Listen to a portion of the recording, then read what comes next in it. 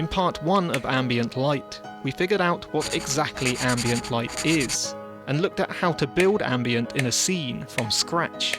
In today's episode, we'll be taking the opposite approach and reducing the ambient light in our image. This is lighting for cinema, A to Z.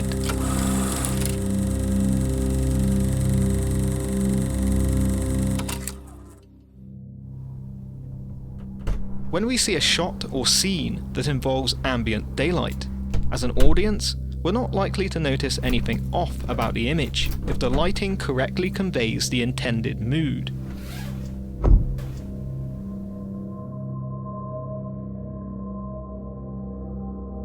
But this mood has been created by both lighting and control over the ambient light already existing within the scene. The same scene played out without control over our ambient light might come off looking a little unprofessional, especially with a slow, stationary shot, where the audience's subconscious expectations of a fully realised cinematic-looking image might be higher.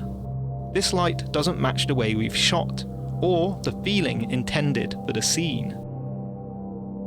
But simply adding in more lights to try and make the scene more three-dimensional isn't going to help us.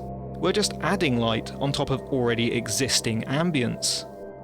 We have ambient light spilling in through the windows of the porch and both sides of our subject, creating a pretty flat look. And to the sides of and behind our camera, we have more light spilling in through the windows around the house. What's more is that we're surrounded by bright walls, meaning this uncontrolled ambience is bouncing all around the scene. If we want a darker, more controlled mood, we're going to have to start controlling this ambient light by taking it away. This can be done on both low and higher budgets by using black material to block light. If curtains aren't dark, we can replace them with black curtains, or simply place darker material on top. We can also use tools designed specifically for film use, like this 4x4 floppy flag. With windows and doorways covered behind camera, and light blocked from the porch window on our subject's right, we've managed to cut down on enough ambient light to create the dark mood we intended for the shot.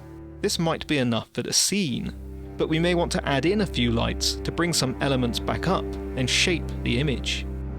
Since we've blocked out so much light, we're barely getting any detail in the shadows in the foreground.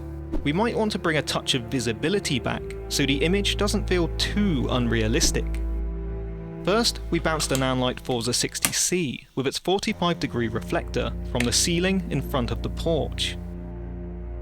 This provided a very subtle graduation of light on the foreground walls, just to stop them from falling into total darkness.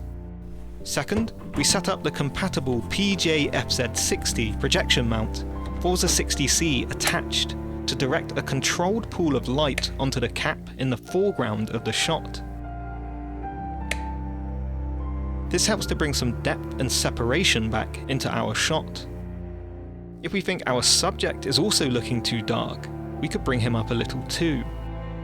We did this by using Nanlite's Pavotube 15C2. Using the compatible barn doors, we blocked the light from hitting the background and directed it onto our subject, also allowing it to spill onto the porch wall, providing a little more wrapping light to our subject.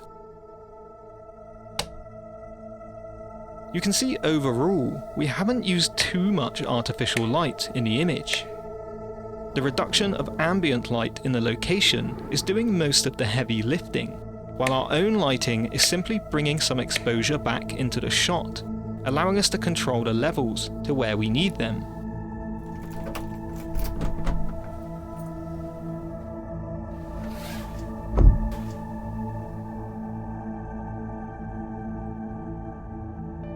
If you'd like to learn more about recreating daylight, check out my course over on shopmoment.com, which teaches you about the way daylight works naturally in terms of both quality and colour, demonstrating how simply having the knowledge of these qualities will allow you to translate them into an image lit with intention.